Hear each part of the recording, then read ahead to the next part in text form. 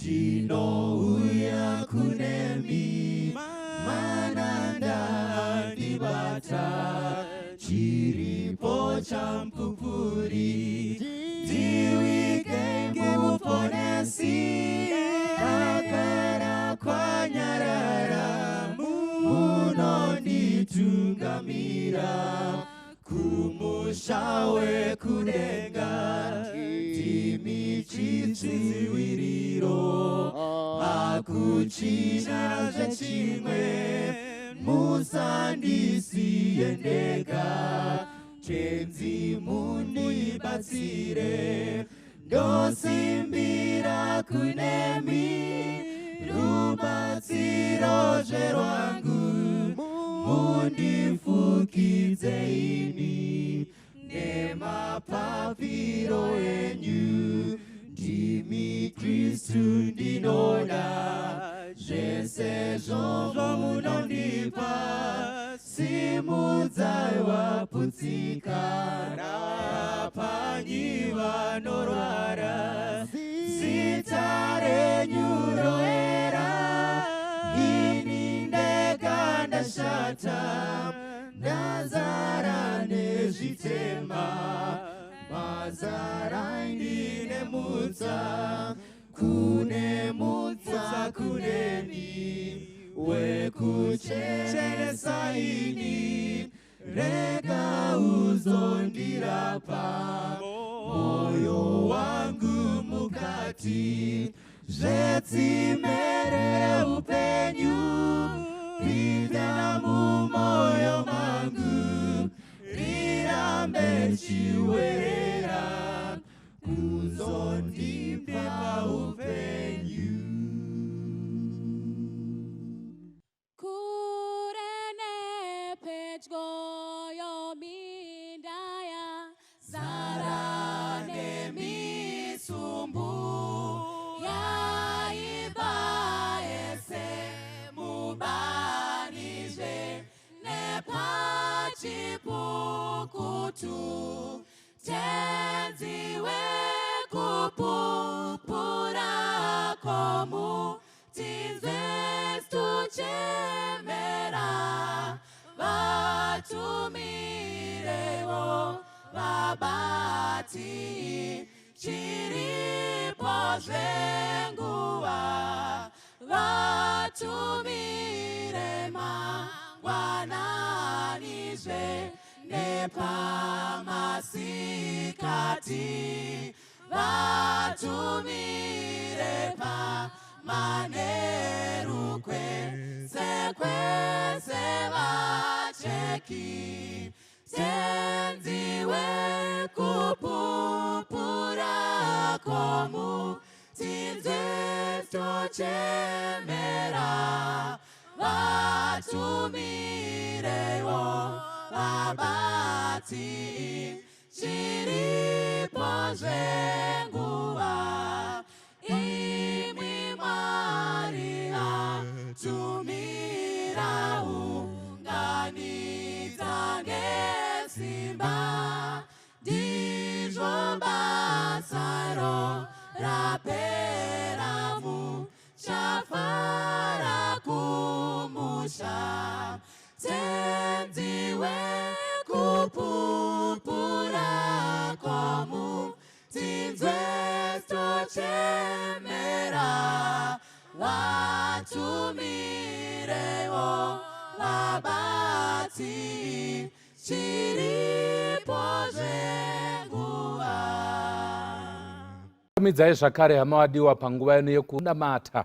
Tichaverenga kubhuku raJakobho chitsauko 5 kubva pavhesi ya13 kusvika pa18. Shoko raMwari rinoti, kune mumwe anotambudzika pakati penyu here? Ngaanyengetere. Kune mumwe anofara here? Ngaimbe nziyo. Kune mumwe anorwara pakati penyu here? Ngaadane vakuru vekereke. Ngavamunyengeterere, vamuzodze namafuta nezita raShe. Kunyengetera kwokutenda kuchaponesa anorwara. Ishe uchamumutsa, kana akaita zvivi acharegererwa. Naizvozvo reururai zvivi zvenyu, munyengetererane kuti muporeswe. Kukumbira kwomunhu akarurama kune simba guru pakubata kwako. Eria akanga ari munhu sesu. Akanyengetera nomunyengetero kuti mvura irege kunaya, ikasanaya panyika makore 3 nemwedzi 6. Akanyengeterazve denga rikanisa mvura, nyika ikabereka zvibereko zvayo. Mwari awedzere chikomborero pakuverenga kushoko rake. Musoro weshoko watichataura unoti nyengeterazve.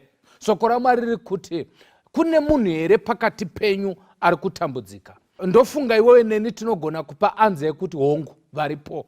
And then kwabva pakataurwa kuti munhu iyeye anofanira kuita chinyi kana achitambudzika. Shoko rati ngaanyengetere. Pfungwa iri pano ndeyekuti kana uri munhu ari kutambudzika, kutambudzika kwako kwemhando dzipi zvadzo, anza iripo ndeyekuti namata.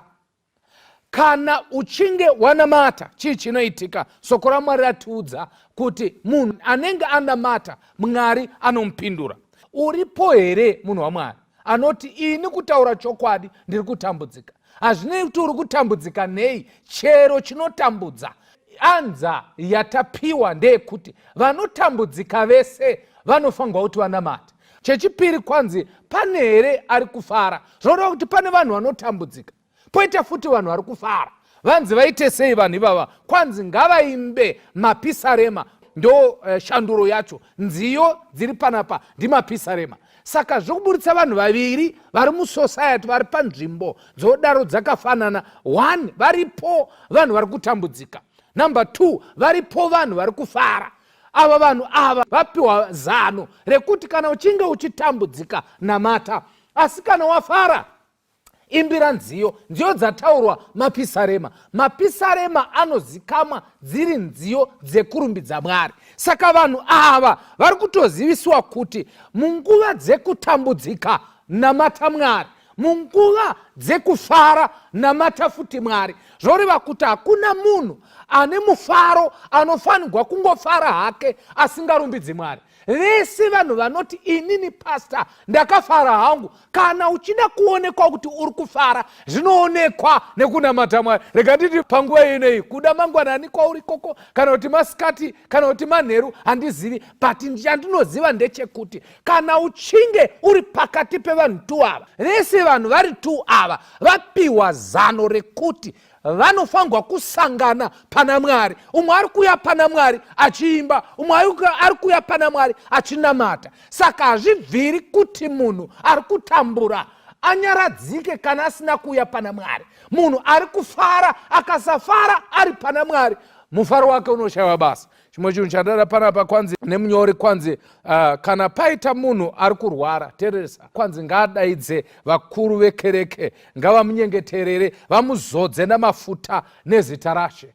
Pfungwa iri pano ndeyekuti nekuda kwokuti wanetseka, nekuda kwokuti uri kurwara, unogona kushayiwa mukana wokuti uzvinamatere chaiko, nekuti rutendo runodliwa nekuda kwokurwara. Kutambudzika kunogona kudla rutendo. Kwanzi daidza vakuru vekereke vazokunamatira. Kana vakunamatira, kwanzi vanokuzodza nemafuta. Ishe kuzodza mafuta togona kuitaura musi, but nyaya yandiri kuda panapa ndeyekuti munyengetero haudi kuitwa kamwe. Shoko raMwari rati Eria anga ari munhu sesu. Pfungwa yekuti munhu sesu iri kuburitsa pachena kuti akanga achitove munhu wofuti anokuunika. Muri kurangira musi uya paakapedza kunamata, mvura ikanaya, akabva anzwa shoko rikuti uri kutsvakwa naJezebheri. Jezebheri akati ndiri kumutsvaka nenga rekuti ndanzwa kuti Eria aurayisa vanhu mukati megomo. Kunyange Eria angaita kuti mvura inaye nekuda kwomunamato, but Jezebheri haana kufarira mvura, asi akave negodo rekuti Eria aita chinhu chakaipa. Ndo zvimwe zvinhu zvinonetsa vanhu vamazuva ano. Hatigoni kuona zvakanaka zvaitwa nemunhu, togona kuona zvakaipa zvaitika, asi zvakanaka zvatisingaoni zvinofutsigwa nezvishomanini zvakaipa zvinenge zvaitwa. Eria unonzi akabva aenda akanovanda akati kana nchifa ndofa zvangu. Asi Mwari akamuvinga akati mukaudya ufi, rwendo ruchiripo, nofanirwa kuita basa. Saka tikuona kuti Eria anga akangofanana nesu, kana kuchinzi anga akaita sesu. Pfungwa iripo ndeyekuti akanga asina chimwe chinhu chiri special. kudarika isusu, anga ari munhu sezvatakangoita. But chakasiyana Eria nesu kanamatiro, iye akanamata nemunyengetero. Amen.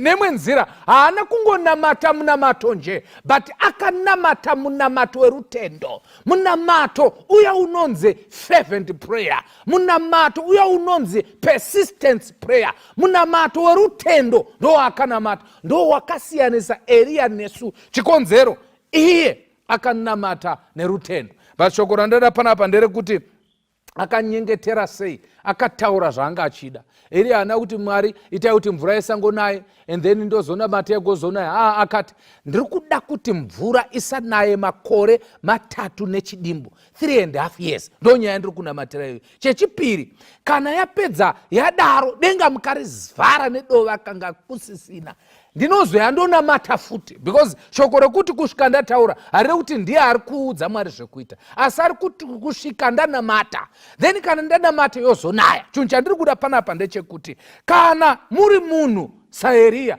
namatai. Kana muchitambudzika, Eria aitambudzika akanamata. Kana muchifara, Eria aifarawo akaimba. Saka kana muri munhu, unless usiri munhu, kana uchingori munhu, namata. Kana Mwari akapindura munamato wemunhu anonzi Eria, anogona kupindura futi munamato wedu isu kana chinzi vanhu. Ndokunge tanamata nekuzvipira. Ndafarira pfungwa iyi. Pfungwa yechipiri yandoda kushaya nemi ndeyekuti hapana chinosiyanisa vanhu kunze kwekuziva wekunamata. Kana tikasanamata Mwari panguva yekutambudzika kwedu, tinoramba tiri mukati mekutambudzika, iyo anza iripo. Vanhu vakawanda mazuva ano vakuita sekunge vari kunamata kumunamato.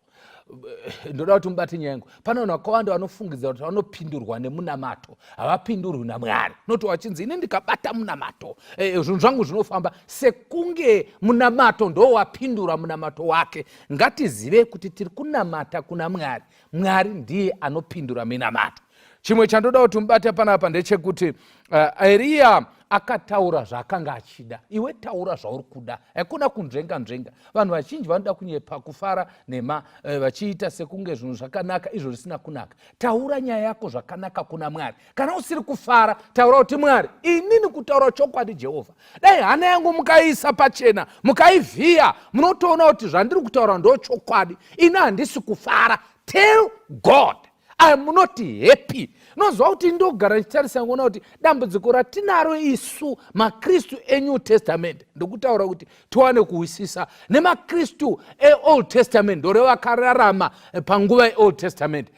Vakare vana David vaisaita zvatinoita izvi. David aiti kana akunamata kuna Mwari anotaura naMwari zvaari kuda nemazvo, haanzvengi nzvengi zvekuti unofara iwo usiri kufara, zvekuimba ndinofara nhasi ndinofara. Uchifara chii? Taura nyaya yako Mwari. Munoti happy nekuda kwezviri kuita mumba mangu, handisi kufara, handidi kukunyeperai. Even ukanyepa Mwari anoona moyo. Saka Eria akati inini Mwari chandiruda kuti muite ndechekuti misai mvura 3.5 years. Be specific in prayer. Usavanda, taura zvauri kuda, because Jehovah agara anozviziva. Hatisi kupa Mwari information, tiri kudurura zvatinazvo mumwoyo kuna Mwari kuti Mwari aone kurevesa kwedu. And then chimwe chandada panapa ndechekuti Eria unotaura kuna Mwari achizviisa paspotlight. Kana chiti paspotlight tikureva kuti ari kuzviisa parutendo kwokuti Mwari avimbe naye, because ari kuti mvura haifanirwi kuzonaya kana ndisina kuzonamata. Teeresa pakakorapa zvoreva kuti Eria aitoti after 3.5 years inini muchatondichengeta kuti ndozoonamata.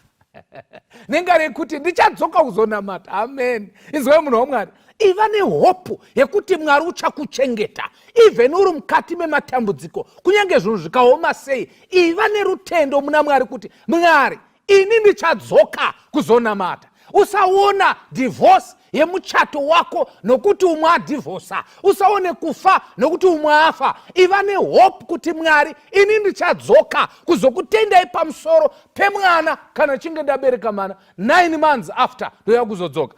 And then the Bible says Eria akanyengeterazve, denga rikanisa mvura, nyika ikabereka zvibereko. Inzwai, Eria haana kungonamata kamwe chete. akazonamatazve.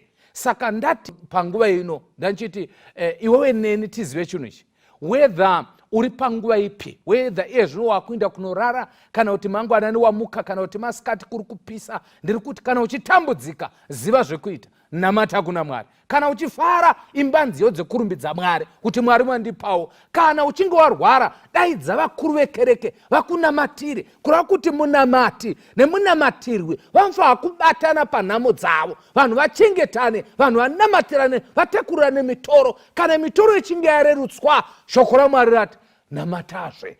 Kana wanamata, ziva kuti hausati wapedza, namata futi. Zvoreva kuti hatigoni kumira kunamata nokuti takanamata, hatigoni kumira kunamata nokuti munamato hauna kupindurwa. Kana munamato wako usina kupindurwa, namatazve. Unonamatazve nokuti uchiri kuimbazve naMwari uyu. Panguva ndoda kunamata nevari kuti pastor, inini handisi kunzwa zvakanaka, ndiri kurwara. Asi kutaura kurwara kwokuti nhasi wangofuma uchinzwa musoro uchitema. Tiri kutaura vanhu vanonzi vari kurwara. Actually vanotozviziva kuti inini handichazive kuti ndakatanga rini kuhwa zvakanaka. Ndakangoberekwa ndikaroorwa ndichingorwara, ndiri kungorwara, nazvino ndiri kurwara. Ndoda kungonamata nevarwere panapa. Handisi kutaura vanhu vanotonzi vanozikamwa kwadhokta kuti ivavo vanotouya chete pasejari. Ndoda kutaura nezvavo. Ndova ndiri kuti varipo here vari kurwara pakati pedu. Ndauya kuzonamata munhu waMwari. But chandoda kuti mundibatsire kuita, ivai nerutendo muna Mwari. Muda kuti Mwari aite sei? Shoko marinzwa panapa. Munamato unotenda uchaponesa. Vari rashandiswa ndiseri. Save haisi healing. Issue yesalvation. Salvation first before healing. Saka Jesu akazoti kune uya akanga akaremara, akamuti zvitema zvako zvaregererwa. Handi remember ka? Ndobva vanhu vati ko unotaura zvitema. Jesu akati chiri nyore ndechipi kuti chitema charegererwa nekuti simuka ufambe. Saka chinhu chiri easy pamunhu ari kurwara ndechekuti aponeswe pamweya asati aponeswa panyama. Saka imbomira kunamata kuna Mwari kana usinei nekuponeswa pamweya, because chinhu chinokosha kuponeswa pamweya. Nyama iyi haina basa, kunyange tikafa asi tikaponeswa pamweya, nyange tikavata paguruva tichamutswa. Saka Jesu anoti kana anamatirwa achaponeswa. Saka ndoda kumbonamatira nyaya yekuponeswa kwako.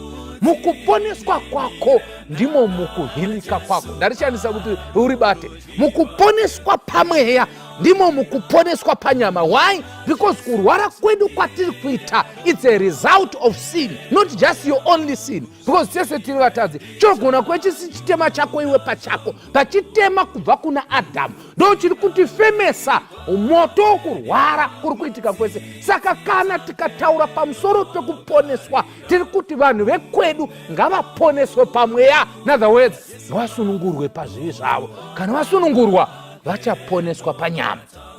Saka ndoda kuti ndinamate newe pamamiritsi maviri asara. Simudza mwoyo wako kuna Mwari, uti Mwari, ndiri kurwara. How long ndichirwara zvakadai? Ndinzwirewo tsitsi, mundiregerere zvakaipa zvangu. Kana mandiregerera, mundipo utano. Mubvunzo wechipiri ndoda kuvhunza ndekuti unohudii utano? Kana wahupiwa unohudii? Pawakanga unahwo, wakamboitei nahwo chawakuda kuti ugozoita kana wazoudzosekwa? Ndonyaya iri kritika iyoyo. Kana uri mutano, uri nani here pakuve munhu waMwari? Kana kuti paunenge uchitorwara ndo paunenge uri nani? Uri padhuze naMwari kana uchirwara? Ndoda kuti upaone ipapa. Kana warwara, uri bheta here kuna Mwari kana kuti uri wesi?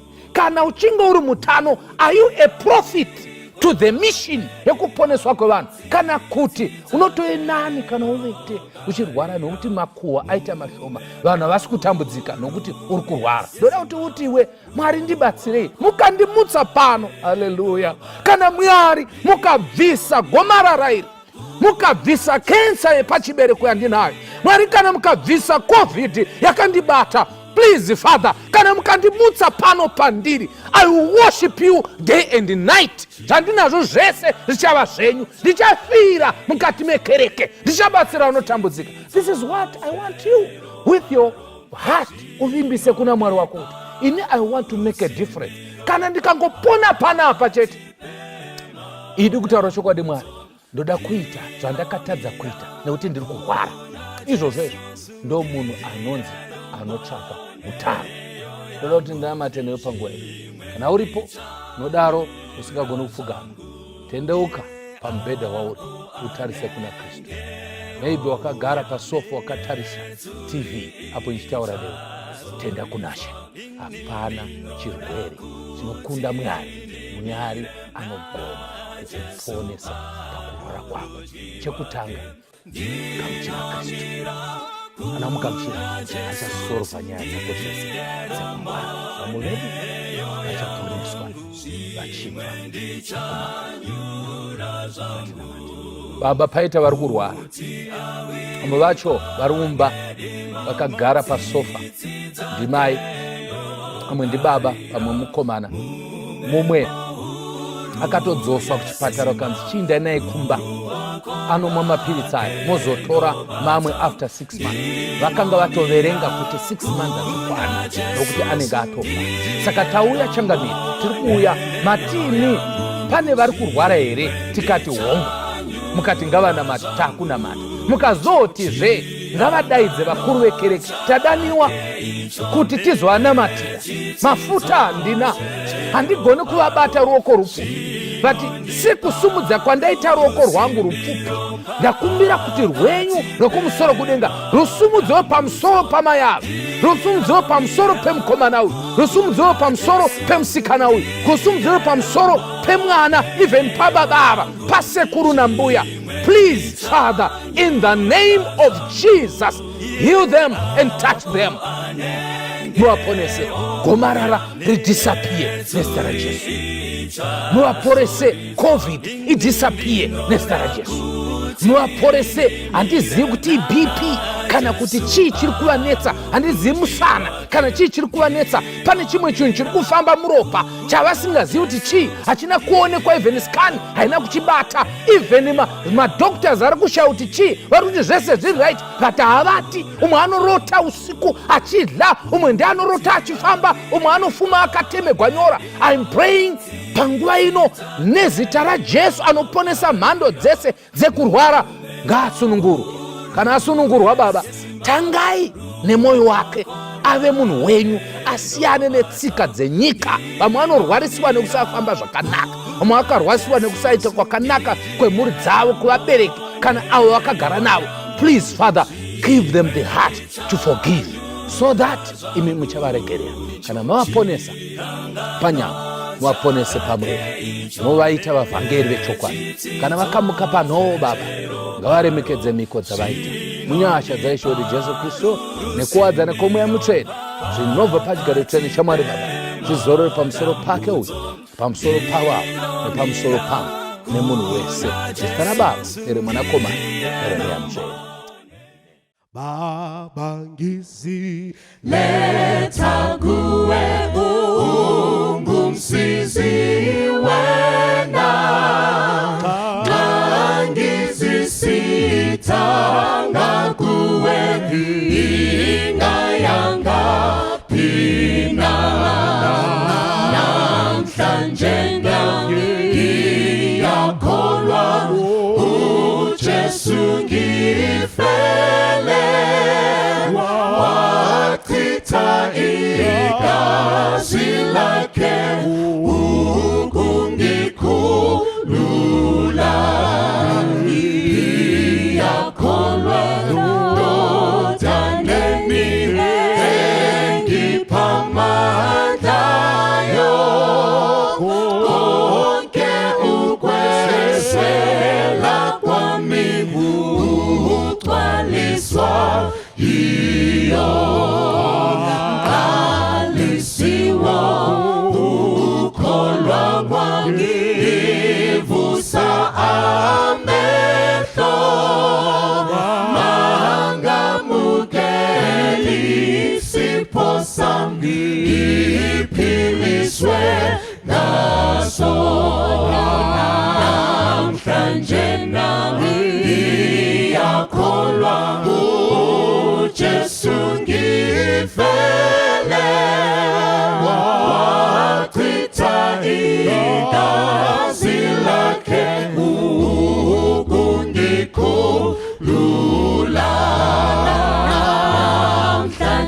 nangi yakolwa Jesu ngifele watitali kazi lake ukungikulula.